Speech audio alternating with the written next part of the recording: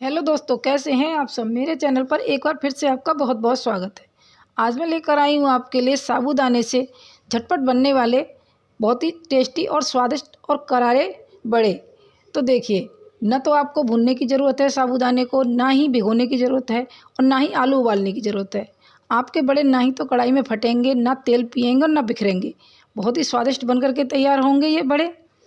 और आप एक बार इन्हें बनाएंगे तो बार बार बनाना चाहेंगे। दोस्तों, आपको इस नवरात्रि की बहुत बहुत शुभकामनाएं आपके लिए। तो चलिए शुरू करते हैं इस स्वादिष्ट रेसिपी को बनाना।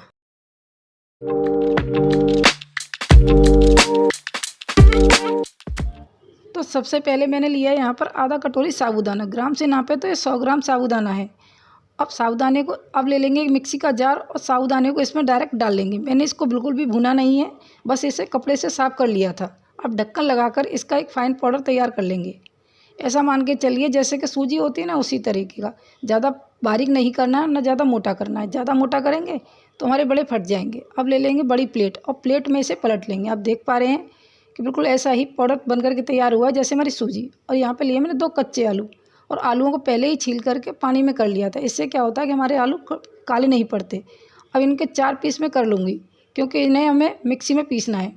इनको कसना नहीं है ना कुछ करना है। आपके आलू अगर बड़े हैं तो छोटे छोटे पीस कर लीजिए और दूसरे आलू को भी काट करके ऐसे ही इन्हें कर लेंगे। आप चाहें तो इसमें हरी मिर्ची डाल सकते हैं, आप चाहें तो इसमें अदरक डाल सकते हैं, लेकिन मैंने यहाँ पर कुछ नहीं डाला है क्योंकि मेरे यहाँ पे हरी मिर्ची इस्तेमाल नहीं होती है। तो देखिए, इसका भी फाइन पेस्ट तैयार हो चुका है इसमें। अब आटे में इसको भी हम डाल लेंगे अच्छी तरह से। इसे डालने के बाद अब इसमें कुछ मसाले जाएंगे हमारे, ठीक है ना। इसमें अगर आप चाहें तो हरी मिर्ची डाल सकते हैं। इसमें डाला है मैंने धनिया, और धनिया डालने के बाद अब इसमें डालूंगी मैं सेंधा नमक, जो व्रत वाला नमक आता है, स्वाद के अनुसार। अब इसमें डालेंगे आधा चम्मच कुटी हुई काली मिर्ची, और कुछ नहीं डालूंगी क्योंकि मेरे यहाँ पे सिर्फ इतना ही इस्तेमाल होता है। अगर आप चाहते हैं तो हरी मिर्ची भी खा सकते हैं, अगर आपके यहाँ खाते हैं तो नींबू भी डाल सकते हैं, अदरक भी डाल सकते हैं, जैसा भी चाहें वैसा। अब आलू का जो पेस्ट है उसी से हम आटे को लगाएंगे। अब फिर इसमें चाहिएगा हमें कम से कम आधा कटोरी पानी। तो जैसे में मिक्सी में था मसाला बचा था, उसी से मैंने आटा लगाकर तैयार कर लिया। अब इसे रख देंगे 15 मिनट रेस्ट के लिए। तो देखिए 15 मिनट हो चुके हैं, हमारा आटा एकदम से फूल गया है। साबूदाना बहुत ही ज़्यादा पानी पीता है, तो बहुत ही नरम आटा लगाना है हमें। पहले अगर हार्ड आटा लगाएंगे तो आटा हमारा सख्त बनेगा और बड़े बिल्कुल फट जाएंगे। तो ध्यान रखें कि आटा हमें एकदम से रोटी की तरह मुलायम बनाना है। तो देखिए, छोटा सा मैंने टुकड़ा लिया है आटे का और उसकी छोटी सी पूड़ी बना ली है। आप चाहे तो किसी भी शेप में इसे बना सकते हैं, लंबी में, गोल में, जैसे चाहें।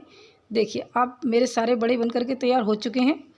अब चलते हैं गैस की तरफ। तो गैस पर रखी है मैंने कढ़ाई और फ्लेम को कर दिया मैंने बिल्कुल मीडियम लो, और उस पर ऑयल को गर्म करने के लिए रख देंगे। अब हमारा ऑयल गर्म हो चुका है। अब इसमें एक बड़ा डाल करके देखेंगे। मैं आपकी तसल्ली के लिए दिखा रही हूँ आपको। वैसे हमारे बड़े फटेंगे नहीं बिल्कुल भी, लेकिन फिर भी ऐसा हो जाता है कि कभी कभी कोई ना कोई डिसबैलेंस हो जाता है किसी चीज़ का, कि कभी कोई मात्रा ज़्यादा हो गई या कम हो गई, तो उस वजह से बड़े फट जाते हैं। लेकिन जिस तरह से मैं बना रही हूँ उस तरीके से बनाएंगे तो बिल्कुल भी हमारे बड़े फटेंगे नहीं। तो आप देख पा रहे होंगे कि बिल्कुल भी फटा नहीं है, ना बिखरा है, कोई मतलब नहीं। अब इसे छिड़ना नहीं है बिल्कुल भी हमें। जब तक ये तेल एकदम से जो बबल है ना थोड़े कम हो जाए, तब उसके बाद इसे छिड़ना है हमें। अभी ऐसे ही 2 मिनट तक ऐसे ही पकने देंगे, क्योंकि टाइम ज़्यादा लेते हैं। 5 से 7 मिनट में है ये सिक करके तैयार होंगे। तो आप देख पा रहे होंगे कि धीरे धीरे करके इसके बबल कम हो गए। अब इसे कड़छी की मदद से हल्के हाथों से पलट लेंगे, और पलटने के बाद इसे भी ऐसे ही सिकने देंगे। अब हमें तसल्ली हो गई है कि हमारा बड़ा फट नहीं रहा है, तो इसमें 1 से 2 बड़े और भी डाल देंगे। आराम से सिकते रहेंगे ये, और फ्लेम का ध्यान रखें कि मीडियम ही रखें। अगर लो रखेंगे तो ये बड़े हमारे ऑयल पिएंगे, अगर ज़्यादा रखेंगे तो ये क्रिस्पी नहीं बनेंगे बिल्कुल भी। तो देखिए, बड़े एक साइड से सिक चुके हैं अच्छी तरह से, ना फटे हैं ना ऑयल ज़्यादा पिया है इन्होंने, अलग दिख रहे हैं। इन्हें गोल्डन ब्राउन होने तक अच्छी तरह से इन्हें सेकना है। दोस्तों, अगर आपको मेरी रेसिपी अच्छी लगती है तो प्लीज़ मेरी वीडियो को लाइक करें, ज़्यादा से ज़्यादा शेयर करें, मेरे चैनल को सब्सक्राइब करना बिल्कुल ना भूलें। तो देखिए, हमारे बड़े गोल्डन ब्राउन हो चुके हैं, दोनों तरफ से बहुत ही अच्छे लग रहे हैं। अब इन्हें अलट पलट करके 2 मिनट तक और सेकते रहेंगे अच्छी तरह से। अब ले लेंगे एक प्लेट, और प्लेट में इन्हें निकाल लेंगे।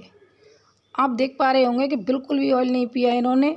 ऐसा लग रहा है जैसे कि बिल्कुल यानी कितने सुखा करके मैंने बनाए हैं, ना फुलाया ना कुछ किया, और झटपट बन करके हमारे सारे बड़े तैयार हो चुके हैं। अब दूसरे बैच को भी सेक लेंगे इसमें। तो इसमें एक एक करके डालेंगे और फ्लेम बिल्कुल मीडियम ही रखेंगे। फ्लेम का बहुत ज़्यादा ध्यान रखना है इनमें। ये देखिए हमारे दूसरा बैच भी सिक करके तैयार हो चुका है। इन्हें भी अलट पलट करके अच्छी तरह से सेक लेंगे। तो दोस्तों ऐसे ही आपको सेकना है तो आपके बड़े बिल्कुल परफेक्ट बनेंगे, कोई दिक्कत नहीं आएगी आपको। और आप इस बार इस व्रत में ज़रूर इन्हें बनाकर खाएं और मुझे कमेंट में बताएं कि आपको ये बड़े कैसे लगे। और सारे बड़े को निकाल करके एक प्लेट में अच्छी तरह से रख लेंगे, ठीक है ना। आप इन्हें हरी चटनी के साथ जो व्रत में बनाई जाती है उसके साथ, या चाय के साथ, किसी के साथ, या दही के साथ मसाला डाल के खा सकते हैं आप। आपको मैं तोड़ कर दिखा रही हूँ कि ऊपर से क्रिस्पी और अंदर से इतनी मुलायम बनी है, बहुत ही ज़्यादा। तो चलिए दोस्तों मिलते हैं अगली रेसिपी के साथ, तब तक के लिए जुड़े रहें।